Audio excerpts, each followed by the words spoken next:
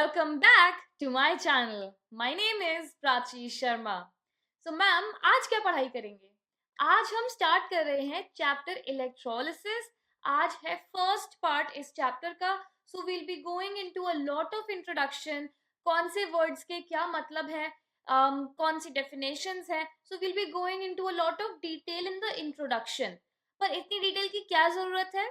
क्योंकि जब हम एक्सपेरिमेंट्स करेंगे और उन एक्सपेरिमेंट्स में will be using technical terms, तो उन टेक्निकल टर्म्स का आपको मतलब पता होना चाहिए. इसी वजह से आज का सेशन इंट्रोडक्शन के ऊपर है और डिटेल में. And if you are new to the channel, welcome to this channel my wonderful students. This channel is about helping you understand chemistry in an easier way, helping you score better and show improvement in your grades. So I hope I'm able to help you out in the process. If you have any doubts and queries, so you can reach out to me. You can write me an email at psclassesicsc@gmail.com. आप नीचे comment box में comment भी कर सकते हो और आप Telegram पे मुझे टेक्स्ट भी कर सकते हो. So whatever is feasible to you, you can definitely reach out to me. You can send out your answer scripts for me to take a look as to कि आपके answer framing कैसी है. How can we improve it to make sure that you get a perfect score? So without wasting any more time for today, let's get started with today's session. चलो भाई ICSE वालों, आज का session start करते हैं. तो जो आज का सेशन है, एज यू कैन सी, ये चैप्टर नंबर 6 है. इसका मतलब ये कि if you are consistently part of this series जो चल रही है, सो पिछले 5 चैप्टर आपने थरोली कवर कर लिए हैं, कॉन्सेप्ट भी समझ लिया है, क्वेश्चंस भी ट्राई कर लिए हैं, and you are good to go with those 5 chapters. अगर फिर भी कोई डाउट है तो पूछ लेना. चलिए आज चैप्टर नंबर 6 स्टार्ट करते हैं. ये है इलेक्ट्रोलिसिस. इसमें बहुत सारे स्टूडेंट्स को प्रॉब्लम होती है और एंड तक भी वो इस चैप्टर को रिवाइज करते रहते हैं पर काफी कॉन्फिडेंट नहीं फील करते. सो स्टूडेंट्स प्लीज ध्यान से सुनते चलिए स्टार्टिंग से, और जहां भी प्रॉब्लम आ रही है आप उसी दिन पूछ लो तो बेहतर रहता है. जितने डाउट्स आगे तक मूव ऑन करते हैं उतना आपको बाद में समझने में प्रॉब्लम होती है. तो लेट्स गेट स्टार्टेड. तो सबसे पहले हम समझते हैं कि इलेक्ट्रोलिसिस का मतलब क्या होता है. So electrolysis is made up of 2 words. तो इलेक्ट्रो का मतलब होता है इलेक्ट्रॉन्स, ठीक है, और लिसिस मतलब सेपरेट करना, ठीक है. लिसिस का मतलब सेपरेट आउट करना. इलेक्ट्रो का मतलब मूवमेंट ऑफ इलेक्ट्रॉन्स, या फिर आप इलेक्ट्रिसिटी कह दो. तो टेक्निकली पूरे इलेक्ट्रोलिसिस वर्ड का मतलब ये है कि जब आपने इलेक्ट्रिसिटी पास करी किसी कंपाउंड के थ्रू और वो कंपाउंड ब्रेक डाउन हुआ, मतलब सेपरेट हुए उसके मॉलिक्यूल्स इनटू आयंस, उसको बोलते हैं electrolysis. So electrolysis is made up of 2 words, electrons या electricity, and the second part is lysis which means separating. इसका मतलब कि bringing about a chemical change by the passage of electricity. Chemical change ही तो होगा अगर आपका molecule break down हो जाएगा आयंस में, that is a chemical change. ठीक है, आगे बढ़ते हैं. बहुत आराम से समझते चलना. मोस्ट मेटालिक एलिमेंट्स जैसे कि कॉपर है, एल्यूमिनियम है, आयरन है, इन सॉलिड स्टेट या मोल्टन स्टेट ये इलेक्ट्रिसिटी पास करते हैं. तो ये हमारे मेटल्स हैं जो गुड कंडक्टर्स ऑफ इलेक्ट्रिसिटी हैं. और किस फॉर्म में? या तो सॉलिड फॉर्म में होंगे या तो मोल्टन फॉर्म में होंगे. So they allow an electric current to pass through them without undergoing a chemical change. इसका मतलब क्या है? इसका मतलब ये है कि अगर आपके पास एक रॉड है आयरन की और आप दोनों तरफ से एक इलेक्ट्रिक वायर को कनेक्ट कर दें तो इजीली इसके अंदर से आपकी इलेक्ट्रिसिटी फ्लो कर जाएगी. ये है इसका कहने का मतलब, ठीक है. और ये है एक मेटल. तो इस केस में कोई भी ब्रेकडाउन नहीं हो रहा है, कोई केमिकल चेंज नहीं हो रहा है. इलेक्ट्रिसिटी पास करना बंद भी कर दोगे तो भी वो आयरन की रॉड ही रहेगी, कुछ बदलेगा नहीं. आयरन की रॉड के अंदर आयरन के मॉलिक्यूल्स है, वो वैसी ही रहेगी. It just behaved as a part of the electric wire. तो आपने इलेक्ट्रिक वायर के बीच में इसको इंसर्ट किया, दोनों तरफ से इलेक्ट्रिक वायर्स कनेक्ट किए, तो जो आयरन रॉड है वो it behaved as part of that electric rod. कोई ब्रेकडाउन, कोई केमिकल चेंज कुछ नहीं हुआ, सिर्फ इलेक्ट्रिसिटी पास हो गई. आई बात समझ? अब बहुत सारे हमारे नॉन मेटालिक एलिमेंट्स हैं जो इलेक्ट्रिसिटी कंडक्ट नहीं करते। वो इसलिए क्योंकि उनके पास फ्री इलेक्ट्रॉन्स, फ्री आयन कुछ भी नहीं है। इलेक्ट्रिसिटी पास करने के लिए कुछ तो फ्री इलेक्ट्रॉन्स या फिर कुछ तो आयन्स होने चाहिए ताकि इलेक्ट्रिसिटी पास कर पाए। ठीक है। अब इलेक्ट्रिसिटी पास करने में काफी सारे स्टूडेंट्स को ऐसा लगता है कि मैम अगर हम इलेक्ट्रिसिटी पहुंची, अगर मान लो वहां एक भी इलेक्ट्रॉन है, तो वो इलेक्ट्रॉन तो इलेक्ट्रिसिटी को लेकर दूसरी तरफ तक पहुंच ही जाएगा ना। चाहे इलेक्ट्रिसिटी स्लो पहुंचे, पहुंच जाएगी। तो स्टूडेंट्स, बहुत इंपॉर्टेंट बात है ये समझना कि इलेक्ट्रिसिटी ऐसे इलेक्ट्रॉन उठा के दूसरी जगह लेके नहीं जाता है। आप ऐसा समझिए कि इलेक्ट्रिसिटी इज मोर लाइक कि आप एक, यहाँ पे आपके इलेक्ट्रॉन्स है मान लो, ठीक है, इलेक्ट्रॉन्स है, या फिर आप ऐसे ऐसे समझ लीजिए कि A B C D E F ये लोग हैं। A B C D E F लोगों के नाम है। आपने यहाँ से किसी को एप्पल पकड़ाया, ए ने बी को पकड़ाया, बी ने सी को पकड़ाया, डी को पकड़ा, ई को पकड़ा, एफ को पकड़ा और लास्ट में एप्पल बाहर आ गया। ठीक है। ये है इलेक्ट्रिसिटी ट्रांसमिशन, मतलब कि इट मूव्स ऐसे, ठीक है, it moves from one point two another by not actually taking the electron with it but passing of the energy. एक इलेक्ट्रॉन से दूसरे इलेक्ट्रॉन पे एनर्जी ट्रांसफर होते होते होते पूरे वायर के थ्रू बाहर निकलती है। ठीक है। इसी वजह से फ्री आयंस, फ्री इलेक्ट्रॉन्स को होना जरूरी है। अगर कम इलेक्ट्रॉन्स है, कम आयंस है, तो भी इलेक्ट्रिसिटी पैसेज हो जाता है। थोड़ा टाइम लगता है पर हो जाता है। पर अगर नहीं है तो पैसेज नहीं हो सकता। तो जो आपके नॉन मेटालिक एलिमेंट्स है, सल्फर है, फॉस्फोरस है, ये इलेक्ट्रिसिटी कंडक्ट नहीं कर पाते क्योंकि ना तो मोल्टन स्टेट में ना तो सॉलिड स्टेट में इनके अंदर फ्री आयंस या इलेक्ट्रॉन्स प्रेजेंट नहीं है to help in the conduction of electricity. ठीक है। और नॉन मेटालिक एलिमेंट्स में बहुत ही बेहतरीन एग्जांपल है, एक्सेप्शनल केस, ग्रेफाइट का। और ग्रेफाइट आप नहीं भूल सकते क्योंकि ग्रेफाइट सारी ही इलेक्ट्रोलिसिस की प्रोसेसेस में यूज होता है। ठीक है। आ जाइए आगे। अब केमिकल कंपाउंड, ये हो गई मेटल नॉन मेटल की बात। ठीक है। अब कोई केमिकल कंपाउंड है। Chemical compounds behave differently when an electric current is pass through them. कहने का मतलब क्या है? तो केमिकल कंपाउंड, आप एक आपको कोई भी कंपाउंड है, आपने उसे इलेक्ट्रिसिटी का झटका दिया, वो कैसे नॉर्मल बिहेव करेगा? अगर वो इलेक्ट्रिसिटी पास करने वाला है तो उसके तो आयंस ब्रेक डाउन हो जाएंगे, केमिकल चेंज हो जाएगा। अगर मान लो वाटर है तो हाइड्रोजन और ऑक्सीजन में ब्रेक डाउन हो जाएगा, आयंस तो ब्रेक डाउन हो गए, था तो वाटर पर आयंस ब्रेक डाउन हो गए, तो बहुत ही ऑब्वियस बात है, इट विल बिहेव डिफरेंटली। बिल्कुल सेम थोड़ी बिहेव करता रहेगा। ठीक है। आगे चलते हैं। Chemical compounds which conduct electric current in molten और aqueous state are called electrolytes. तो ऐसे जो केमिकल कंपाउंड्स हैं जो कि मोल्टन स्टेट में या पानी के साथ मिक्स होके एक्वस स्टेट में, ठीक है, या तो बिल्कुल पिघला दो या थोड़ा सा पानी ऐड करके पानी के साथ जो इलेक्ट्रिसिटी कंडक्ट करते हैं उनको इलेक्ट्रोलाइट्स कहते हैं। ठीक है। इलेक्ट्रोलाइट्स एक बहुत ही पॉपुलर क्वेश्चन है जो पूछा जाता है, व्हाट आर इलेक्ट्रोलाइट्स। तो जो ऐसे केमिकल कंपाउंड्स हैं जो मोल्टन स्टेट में या पानी के साथ मिलने के बाद इलेक्ट्रिसिटी कंडक्ट करते हैं बिल्कुल बेहतरीन तरीके से, उनको इलेक्ट्रोलाइट कहते हैं। आई बात समझ? आगे चले। Chemical compounds which do not conduct electricity. अब इसी को ऑपोजिट ऐसे केमिकल कंपाउंड जो कि या तो सॉलिड स्टेट में या तो एक्वस स्टेट में या तो मोल्टन स्टेट में इलेक्ट्रिसिटी पैसेज ही नहीं कर पाते, उनके पास इतनी कैपेबिलिटी ही नहीं है कि भाई इलेक्ट्रिसिटी को उधर से उधर पास कर पाए, उनको कहेंगे नॉन इलेक्ट्रोलाइट। ठीक है। एक बार डेफिनेशन फटाफट पढ़ते हैं। Chemical compounds which do not conduct electric current at all, ठीक है, एट ऑल, थोड़ा सा भी कंडक्ट नहीं कर पाते, वेदर इन सॉलिड स्टेट और in aqueous state are called non electrolytes. Example, sugar solution. ठीक है। आ जाइए आगे। Difference between conductors and electrolytic conductors. ठीक है। तो मेटालिक कंडक्टर, ये तो अभी हमने जो पढ़ा है ना उसी को थोड़ा सा तरीके से लिख के यहाँ डिस्कस कर रहे हैं और कुछ नहीं है। मेटालिक कंडक्टर वही कि आपके पास एक मेटल है, उसकी रॉड है, उसे कंसिडर करिए। इलेक्ट्रोलिटिक कंडक्टर में किसी भी सोल्यूशन को कंसिडर कर लो, मान लो CuSO4 सोल्यूशन को। सबसे पहले एग्जाम्पल को इमेजिन कर लो।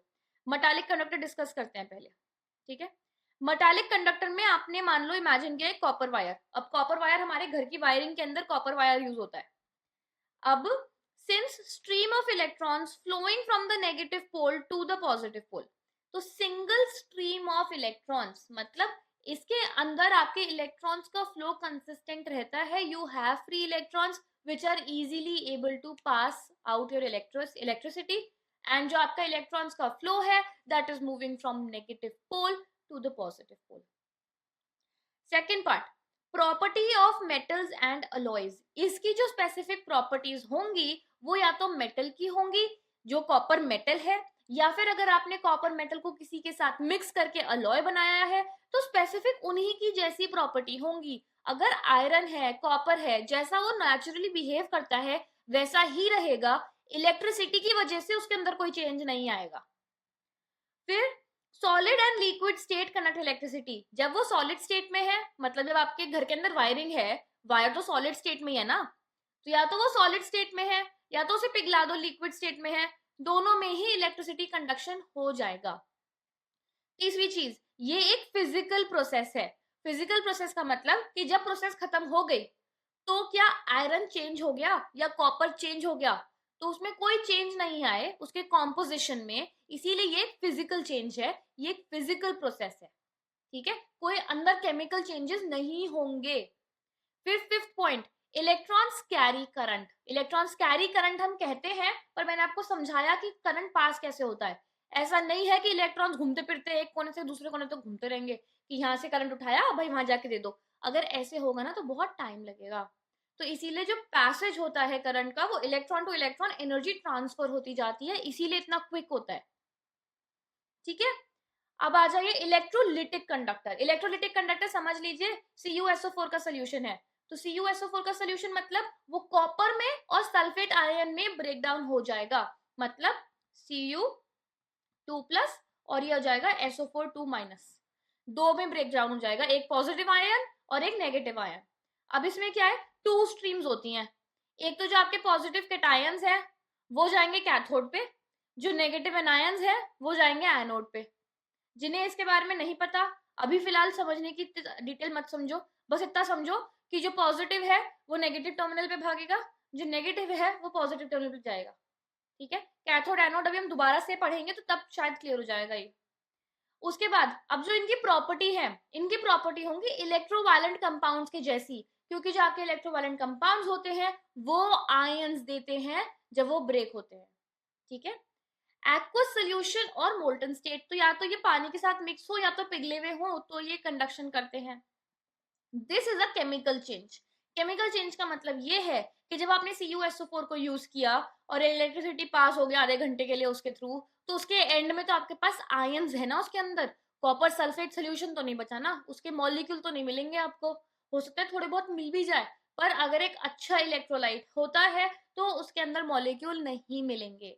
ठीक है, उसके अंदर आपको आयंस मिलेंगे. तो केमिकली CuSO4 तो ड्रॉप हो गया ना, ब्रेक डाउन हो गया वो, तो केमिकल चेंज हो गया.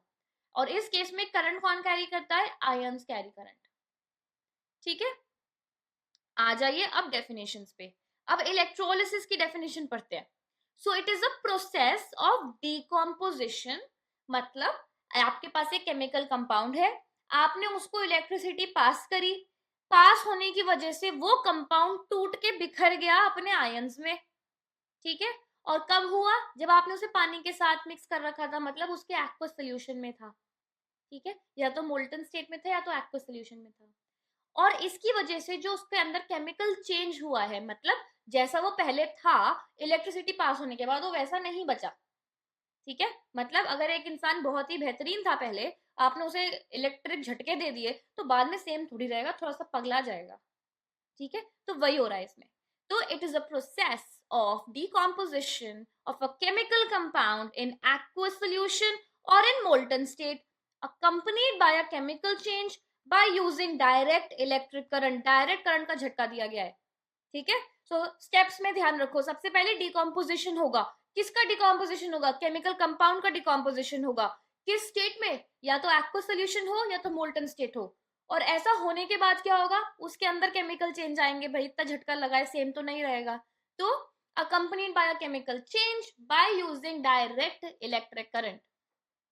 आगे बात समझ? Give me a thumbs up if you're understanding well. चलिए आगे चलते हैं. इलेक्ट्रोलाइट्स कौन से होते हैं. अब जो कंपाउंड्स अपनी एक्वा स्टेट में या पानी के साथ घुल के इलेक्ट्रिसिटी को पास होने देते हैं, उनको हम इलेक्ट्रोलाइट्स कहते हैं। ठीक है, so compounds which either in aqueous solution allow electric current to pass through them, उनको कहते हैं इलेक्ट्रोलाइट्स। और एग्जाम्पल है आपके पास बहुत सारे, आपके पास एसिड के भी एग्जाम्पल हैं, बेस के भी हैं और सॉल्ट के भी हैं। सॉल्ट का सबसे पॉपुलर एग्जाम्पल है NaCl और CuSO4। बेसिस के सबसे पॉपुलर है NaOH और KOH। और आपके एसिड्स के सबसे पॉपुलर है H2SO4 एंड HNO3। ओके, तो हम क्या बात कर रहे थे, हम इलेक्ट्रोलाइट्स के ऊपर बात कर रहे थे। सो इलेक्ट्रोलाइट्स आपकी दो तरीके की है, एक है स्ट्रॉन्ग इलेक्ट्रोलाइट, एक है वीक इलेक्ट्रोलाइट। तो अगर कोई ऐसा कंपाउंड है, मान लीजिए जैसे आपके पास CuSO4 है, ठीक है, उसके आपने 100 मॉलिक्यूल यूज किए थे।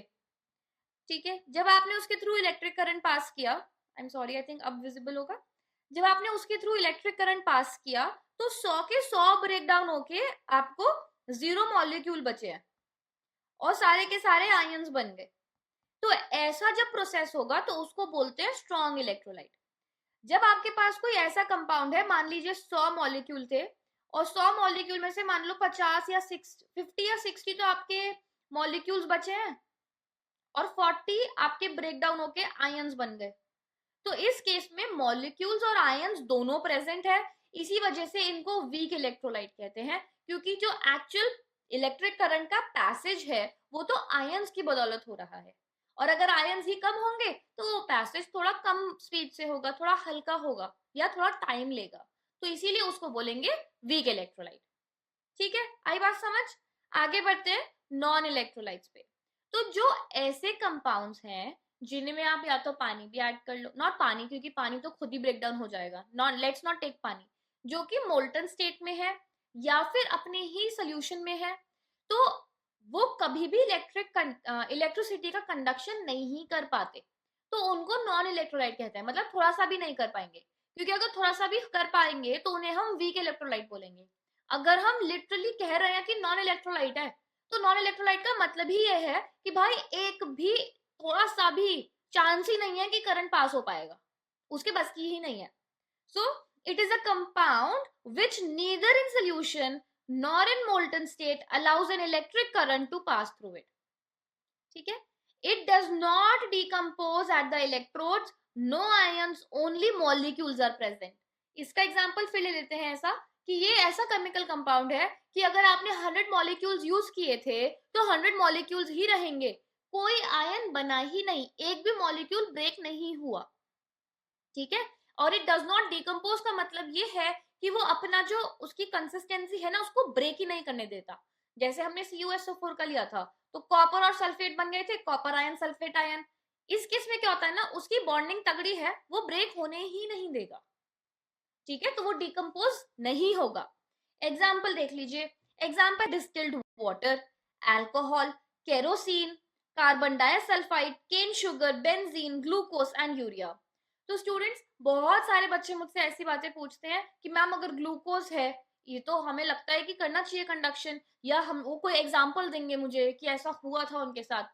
तो स्टूडेंट्स, जब भी इनमें से कोई भी इलेक्ट्रिसिटी कंडक्ट करता है, मान लो अल्कोहल कर रहा है, केरोसिन कर रहा है, अगर किसी भी प्रोसेस में वो इलेक्ट्रिसिटी कंडक्ट कर रहा है तो मतलब वो प्योर फॉर्म में नहीं है, या तो उसमें थोड़ा बहुत पानी चला गया है या तो कोई और इम्प्योरिटी चली गई है जिसकी वजह से इलेक्ट्रिसिटी कंडक्शन हो रहा है। पर अगर ये कंपाउंड्स अपनी प्योर स्टेट में है तो तो इलेक्ट्रिसिटी कंडक्शन नहीं होगा। आगे बात समझ? चलिए तो आगे बढ़े। ओके स्टूडेंट्स, तो we are on electrolytic cell. तो इलेक्ट्रोलिटिक सेल क्या होता है, and it's not volt meter, it's voltameter, यहाँ पे एक ए आना चाहिए, वोल्टामीटर। सो ये एक इस टाइप का सेल होता है जिसके अंदर दो इलेक्ट्रोड्स हैं, वो वो एक सोल्यूशन में इमर्ज्ड होते हैं and they produce electricity. This is a direct current. अगर आपसे पूछा जाए what type of current is generated from electrolytic cell, so that is direct current. And वो क्या करता है, so let's read it. A non-conducting vessel containing two electrodes immersed in a solution of electrolytes used to bring about a chemical change. A chemical change होगा तो electricity produce होगी। It converts chemical energy into electrical energy. और किस type की electric energy? Direct current. It produces DC. Okay, next है हमारा electrochemical cell. So it is a device used to convert chemical energy into electrical energy. ये आपका एक regular cell है जो आप घर पे यूज करते हैं घड़ी में डालने के लिए, कोई टॉयज में डालने के लिए, या कोई वीडियो गेम्स की रिमोट्स में डालने के लिए। सो इलेक्ट्रोकेमिकल सेल मतलब इसके अंदर एक ऐसा केमिकल प्रेजेंट है कि जब आप उसे डिवाइस से कनेक्ट करते हो, वो केमिकल खुद को ब्रेक डाउन कर करके धीरे धीरे धीरे आपको इलेक्ट्रिसिटी प्रोवाइड करता है। और एक सेल कब चलना बंद हो जाता है या इलेक्ट्रिसिटी देना कब बंद कर देता है? जब उसके अंदर का जो केमिकल कंपाउंड प्रेजेंट है वो कंप्लीटली डिसोसिएट हो जाता है। जब आप यूज करते रहे cell over a long period of time, तो जब उसके सेल खत्म हो जाते हैं, जब हम कहते हैं ना कि सेल खत्म हो गए, सेल बदल दीजिए, मतलब ये है कि उसके अंदर का जो केमिकल कंपाउंड प्रेजेंट था, जो धीरे धीरे खुद को ब्रेक डाउन करके आपको इलेक्ट्रिसिटी प्रोवाइड कर रहा था, उसका केमिकल कंपाउंड खत्म हो गया है या वीक पड़ गया है। अब आपको नया सेल डालने की जरूरत है। एग्जाम्पल हो गया आपका सिंपल वोल्टाइक सेल या डैनियल सेल। आ जाइए अब आगे बढ़ते हैं। इलेक्ट्रोड्स क्या होते हैं? ओके, सो इलेक्ट्रोड्स होते हैं आपके मेटल प्लेट्स या वायर्स या रॉड्स। तो अगर आप एक इलेक्ट्रोलिसिस का प्रोसेस कर रहे हैं तो एक बेसिक अंडरस्टैंडिंग लेते हैं कि इलेक्ट्रोलिसिस का प्रोसेस करते कैसे हैं। सो मान लीजिए कि ये आपका एक टब है जिसमें, या वेसल ले लीजिए जिसमें कि आपने सोल्यूशन है, ठीक है। तो इसके अंदर अब आपको इलेक्ट्रिसिटी पास करनी है। इलेक्ट्रिसिटी पानी से कैसे पास करोगे? ऐसी तो करोगे कि यहाँ से वायर लाओगे, यहाँ यहाँ टच कराओगे, फिर यहाँ से वापस जाएगा। कुछ तो इस तरीके से करोगे ना कि कनेक्ट करोगे।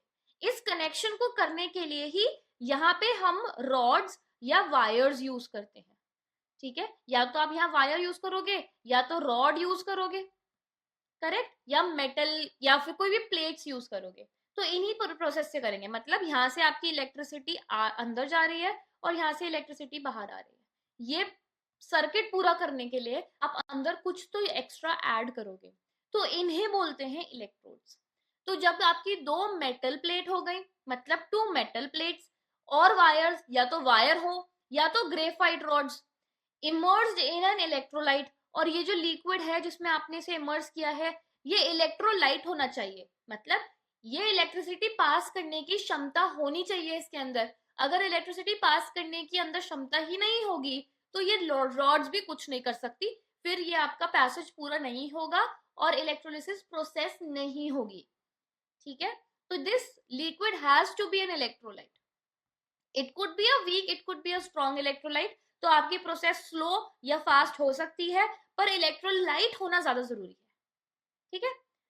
Immersed in an electrolyte through which the current enters and leaves the electrolytic cell are called electrodes, ठीक है।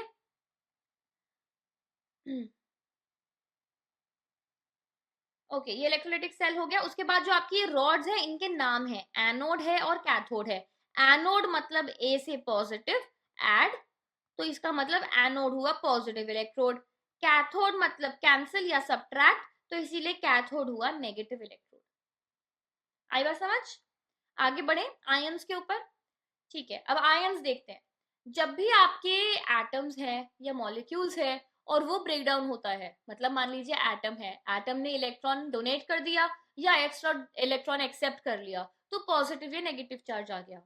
जब आपके पास कोई कंपाउंड का मॉलिक्यूल है, आपने उसे इलेक्ट्रिसिटी का झटका मारा तो वो भी ब्रेक डाउन हो गया, उसने भी अपने दो आयन बना लिए, भैया एक पॉजिटिव आयन है एक नेगेटिव आयन है, ठीक है। इन्हें ही तो आयंस कहते हैं। So the atoms or groups of atoms which carry a positive or a negative charge are known as ions, ठीक है। अब कैटायन कैसे याद रखना है? कैटायन मतलब सब्ट्रैक्ट क्या? जब आपके मान लो एलिमेंट ए है, उसमें से आपने इलेक्ट्रॉन निकाल लिया तो वो बन गया ए पॉजिटिव, तो मतलब कैटायन मतलब इलेक्ट्रॉन सब्ट्रैक्ट हो गया। एनायन मतलब इलेक्ट्रॉन ऐड हो गया, ठीक है, ऐड इलेक्ट्रॉन। तो जब आपके पास एक्स्ट्रा इलेक्ट्रॉन ऐड हो जाते हैं तो आप तो नेगेटिव चार्ज हो जाओगे ना।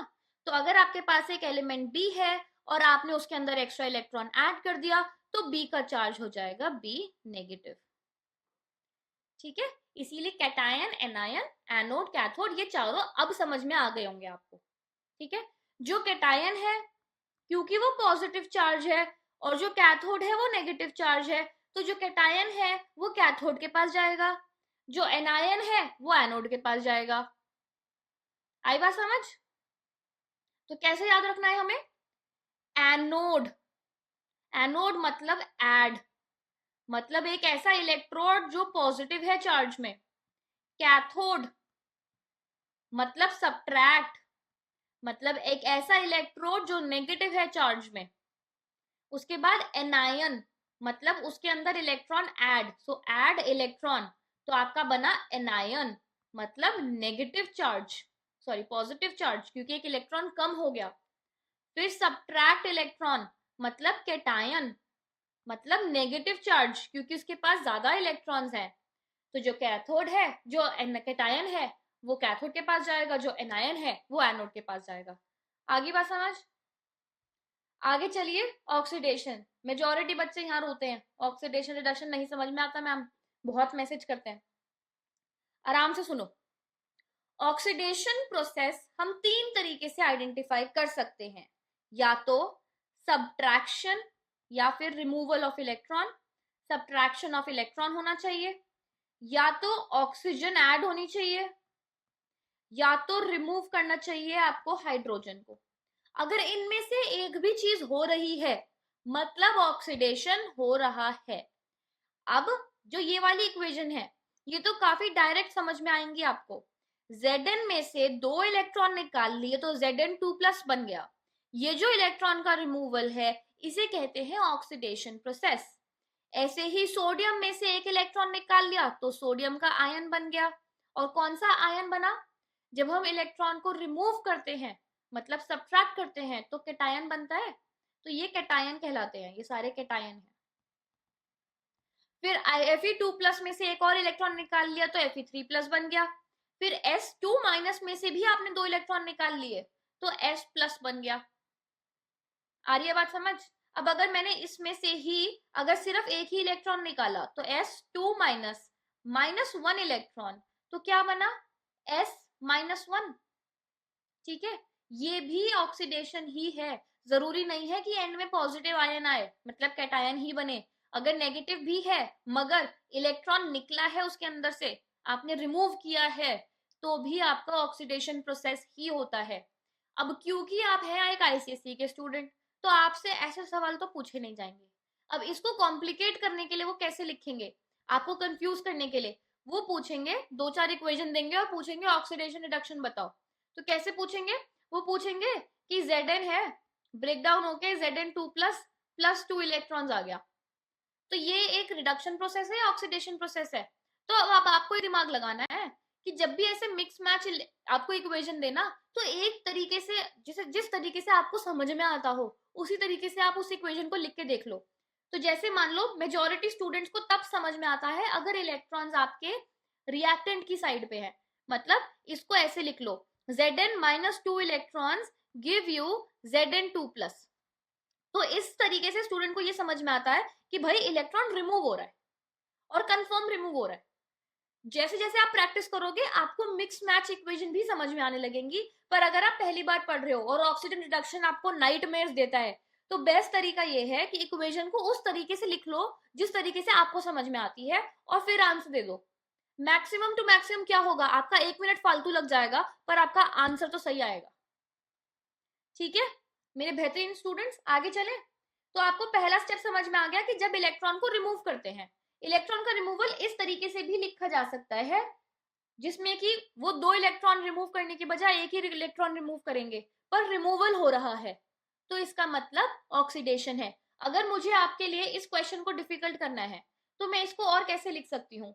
मैं लिख सकती हूँ S2- breaks down to S-1 +1 electron. तो क्या ये ऑक्सीडेशन प्रोसेस है?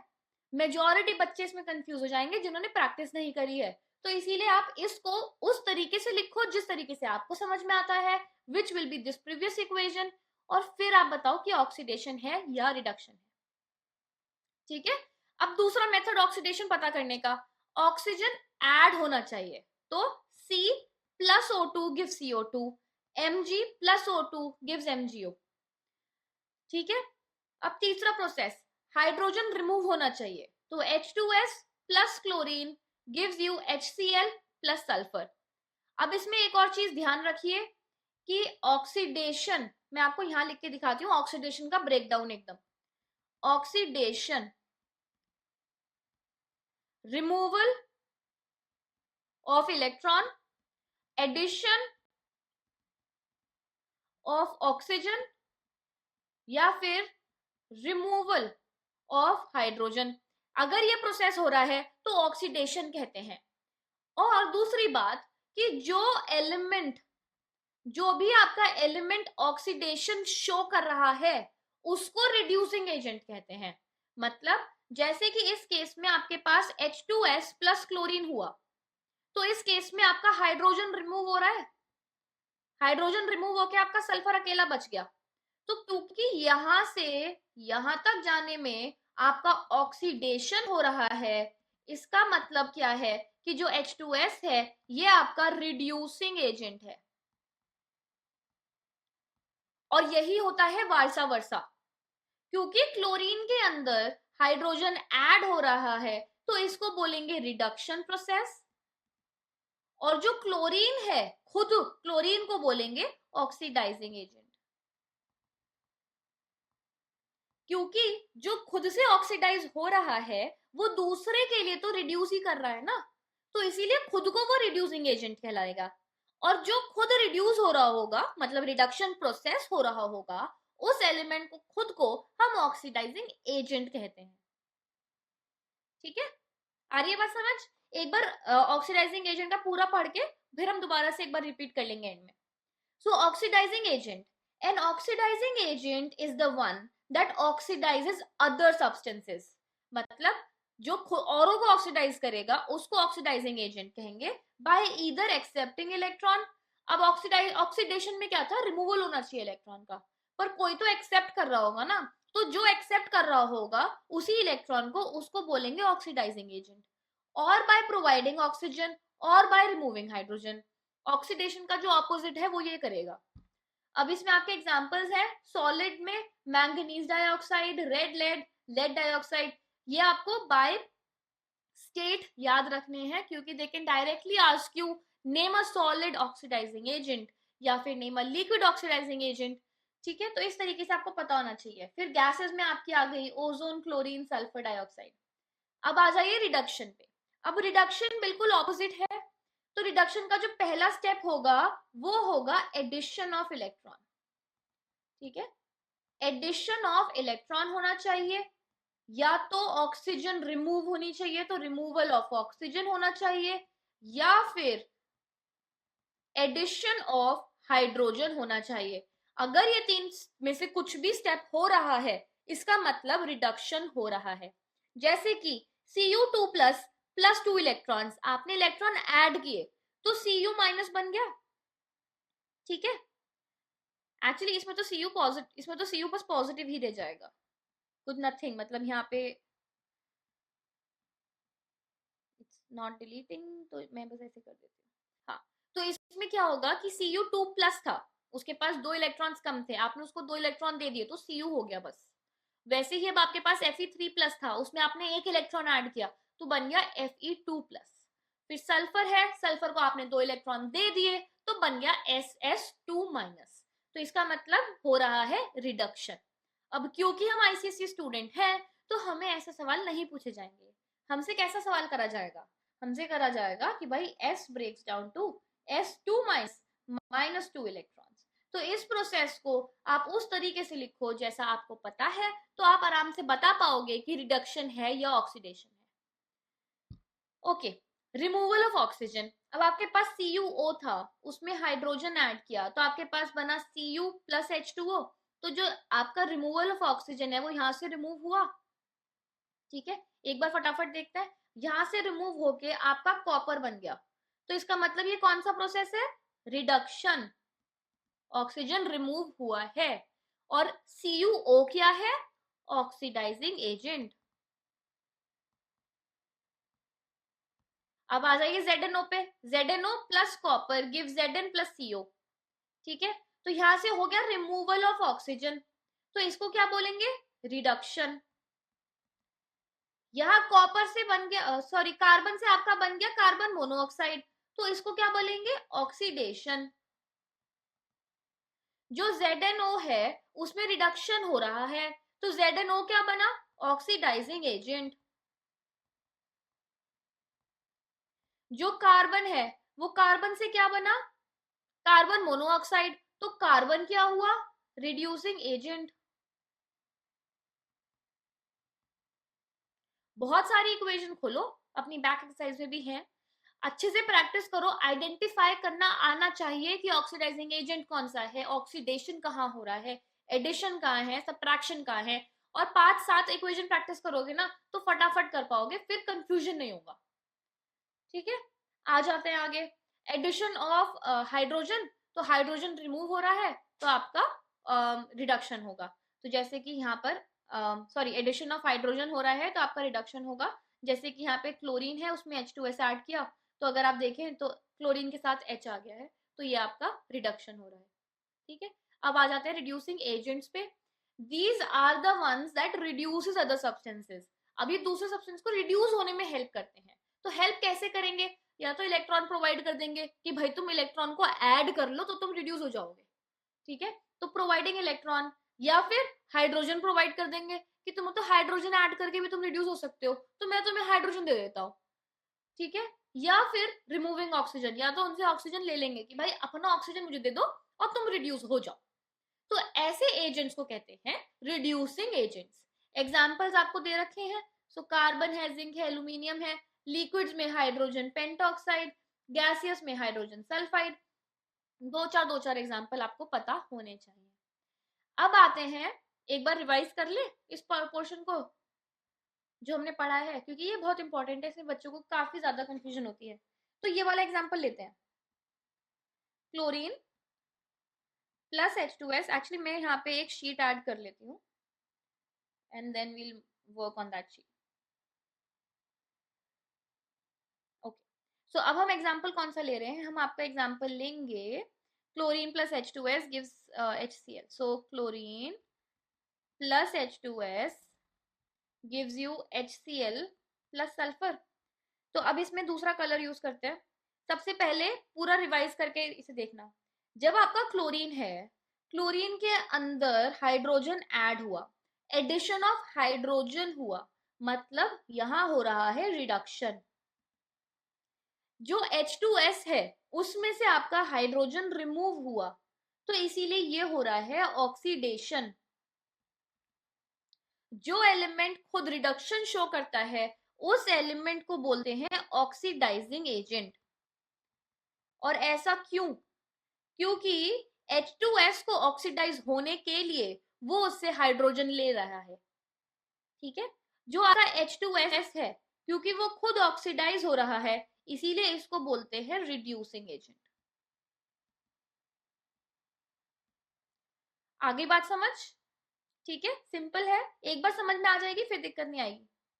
चलिए अब आगे आते हैं, difference between anode and cathode.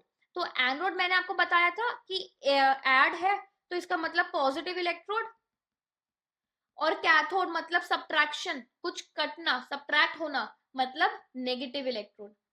तो electrode connected to the positive terminal of the battery, ये आपका positive terminal of the battery से कनेक्टेड है इसीलिए पॉजिटिव कहलाता है। यह है electrode connected to the negative terminal of the battery. अब इसमें उनका कहने का मतलब क्या है कि ये जो हमारा वाटर टब था, इसमें हमने ऐसे लिक्विड भर रखा है, ये आपने यहाँ पे इलेक्ट्रोड्स ऐड करी। अब ये इलेक्ट्रोड आपकी बैटरी से भी तो कनेक्टेड होंगी ना, ये पॉजिटिव टर्मिनल, जो लंबा होता है बैटरी का हिस्सा वो पॉजिटिव टर्मिनल, जो छोटा है वो नेगेटिव टर्मिनल। तो ये हो गई पॉजिटिव। तो जो जो साइड ऑफ द बैटरी जिस मेटल प्लेट से कनेक्टेड है, तो ये हो जाएगी एनोड। क्यों, क्योंकि ये पॉजिटिव टर्मिनल से कनेक्टेड है। और जो नेगेटिव टर्मिनल से कनेक्टेड है उसे कहेंगे कैथोड, क्योंकि वो नेगेटिव साइड से कनेक्टेड है। स्टूडेंट्स मैं एकदम तसल्ली से समझा रही हूँ, बिल्कुल छोटी छोटी बातें भी समझा रही हूँ, क्योंकि मैं ये समझती हूँ कि काफी सारे बच्चे ऐसे हैं जिन्हें चैप्टर समझ में ही नहीं आया है, या जिनके बेसिक्स बहुत गड़बड़ हो चुके हैं। तो ध्यान से समझोगे तो ये chapter one of the strongest chapter बन सकता है। ठीक है, अब आ जाइए एनायंस। तो anions migrate to anode. Anions खुद तो नेगेटिव चार्ज होते हैं, इसीलिए वो एनोड पे आते हैं। जो केटायन है वो खुद तो पॉजिटिव चार्ज होता है, तो वो कैथोड पे, सॉरी हाँ, खुद तो पॉजिटिव चार्ज होता है तो इसीलिए वो कैथोड पे आता है। ऑक्सीडाइजिंग इलेक्ट्रोड, क्योंकि ऑक्सीडेशन टेक्स प्लेस हियर। और इसे बोलते हैं रिड्यूसिंग इलेक्ट्रोड, क्योंकि रिडक्शन टेक्स प्लेस हियर। अब बच्चों को ये वाला पार्ट हो सकता है कंफ्यूजिंग लगे, पर जब हम आपकी इलेक्ट्रोलिसिस का प्रोसेस समझेंगे, मैं तब ये वाला पार्ट आपको दोबारा से डिटेल में बताऊंगी कि उसको ऑक्सीडाइजिंग इलेक्ट्रोड क्यों कहते हैं और उसको रिड्यूसिंग इलेक्ट्रोड क्यों कहते हैं। ठीक है, वो मैं आपको दोबारा से बताऊंगी डिटेल में। अभी आगे चलते हैं। उसके बाद आ जाते हैं आपके कैटायंस, एनायंस। पॉजिटिवली चार्ज, क्योंकि जब आपके पास सब्ट्रैक्ट हुआ है इलेक्ट्रॉन, जब सब्ट्रैक्ट हुआ है इलेक्ट्रॉन, तो इसका मतलब उसके पास कम इलेक्ट्रॉन है, इसका मतलब वो खुद पॉजिटिव चार्ज है। जब है आपके पास एनायन, मतलब ऐड हुए हैं इलेक्ट्रॉन, मतलब एक्स्ट्रा इलेक्ट्रॉन है, इसीलिए पॉजिटिव चार्ज है, सॉरी नेगेटिव चार्ज है। एक्स्ट्रा इलेक्ट्रॉन है तो नेगेटिव चार्ज है। Cation positively charged ions, anion negatively charged ions.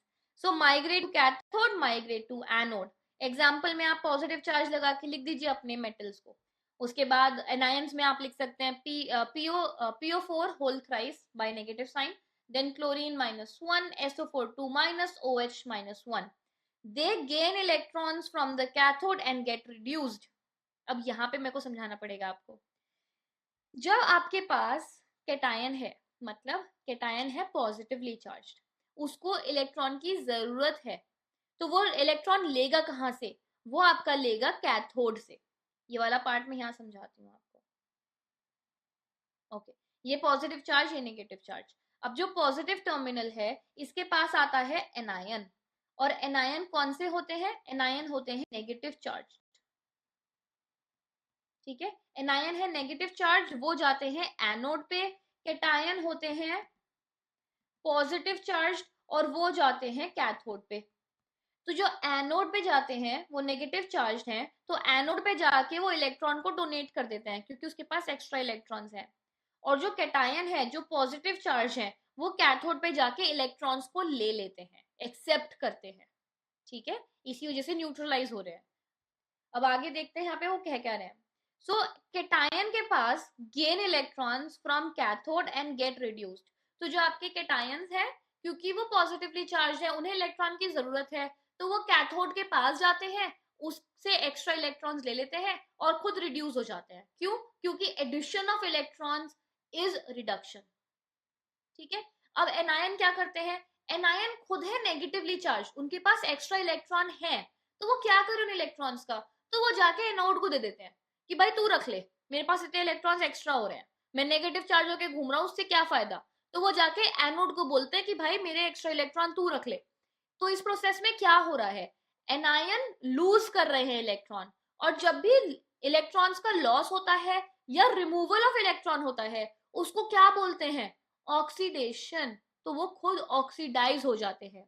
तो lose electrons to get to the anode and get oxidised. तो इसका मतलब क्या है? इसका मतलब ये है कि जब आप एनोड की बात करते हैं, तो एनोड पे होता है आपका ऑक्सीडेशन, और जो आपका कैथोड है वहां होता है रिडक्शन। अब आ गई ये बात समझ? एक बार जब हम इलेक्ट्रोलिसिस के प्रॉपर एग्जांपल करेंगे, मैं तब भी ये वाली बात फिर से एक बार रिपीट करूंगी, पर आई होप आपको आज के लिए तो ये बेसिक बात समझ में आ गई होगी। अब फटाफट बात करते हैं आपके स्ट्रॉन्ग इलेक्ट्रोलाइट और वीक इलेक्ट्रोलाइट की। तो स्ट्रॉन्ग इलेक्ट्रोलाइट कौन से होते हैं? तो स्ट्रॉन्ग इलेक्ट्रोलाइट्स वो हैं जितने आपने मॉलिक्यूल ब्रेकडाउन, आपके जितने मॉलिक्यूल्स थे सोल्यूशन में, सारे के सारे ब्रेकडाउन हो जाए। मतलब स्ट्रॉन्ग इलेक्ट्रोलाइट में अगर आपने 100 मॉलिक्यूल यूज किए हैं, तो 100 के 100 मॉलिक्यूल ब्रेक डाउन होकर आपको बहुत सारे आयंस दे देंगे। ठीक है, वीक इलेक्ट्रोलाइट वो है कि आपने 100 मॉलिक्यूल तो यूज किए थे, पर 50-60% ही आपके ब्रेक डाउन हुए, बाकी सारे आपके एज मॉलिक्यूल ही प्रेजेंट है, तो उसमें लेस नंबर ऑफ आयंस होते हैं, इसीलिए उसको वीक इलेक्ट्रोलाइट कहते हैं। Now allow a large amount of electricity to flow. जब आयंस आपके पास ज्यादा है, तो इलेक्ट्रिसिटी आराम से फ्लो हो जाएगी। Weak electrolyte allow a small amount of electricity to flow. क्योंकि आयंस कम प्रेजेंट है, इसीलिए इलेक्ट्रिसिटी फ्लो कम होगी। जो स्ट्रॉन्ग इलेक्ट्रोलाइट्स होते हैं they are good conductors of electricity, जो वीक इलेक्ट्रोलाइट्स होते हैं they are bad conductors of electricity. उसके बाद दे कंप्लीटली डिसोसिएट, मतलब सारे ब्रेक डाउन हो जाते हैं, और ये पार्शियली डिसोसिएट मतलब काफी सारे मॉलिक्यूल रह जाएंगे और काफी थोड़े बहुत उसमें आयंस ब्रेक डाउन हो जाएंगे। उसके बाद ओनली फ्री मोबाइल आयंस, ठीक है, सारे आयंस ही हैं, सिर्फ आयंस प्रेजेंट है, कोई मॉलिक्यूल प्रेजेंट नहीं है। जो वीक इलेक्ट्रोलाइट है they contain ions as well as molecules, उसमें मॉलिक्यूल्स भी प्रेजेंट होंगे। उसके बाद बल्ब ग्लोज ब्राइटली, अगर आप इसमें इलेक्ट्रिसिटी, अगर आप इस सर्किट में कोई बल्ब को इंट्रोड्यूस करते हो, क्योंकि there is a good flow of electricity, तो बल्ब को भी आप ग्लोइंग ब्राइटली देखोगे। और जो आपका वीक इलेक्ट्रोलाइट है, क्योंकि उसमें इलेक्ट्रिसिटी का पैसेज हौले हौले हो रहा है, इसी वजह से बल्ब भी बहुत डिम डिम ग्लो होगा। एग्जाम्पल देख लीजिए, HCl H2SO4, और यहाँ पर आ गया अमोनियम हाइड्रोक्साइड कैल्शियम हाइड्रोक्साइड, ठीक है, क्योंकि ये वीक एल्कली मतलब एल्कलीज हैं, ये वीक एल्कलीज हैं आपकी। All right students, so this is it for today session. आज के सेशन में हमने इलेक्ट्रोलिसिस की बेसिक अंडरस्टैंडिंग करी है, जिसमें भी thoroughly discussed oxidation process, reduction process and a lot of definitions. So ये है आपका बेसिक, मतलब जिसे कहते हैं foundation layout for the chapter coming up. So if you still facing any doubts in any of the concepts, please make sure that you reach out to me and get your doubts clarified. So this is it for today, and we'll catch up in part 2 of electrolysis. Till then, stay tuned for more content.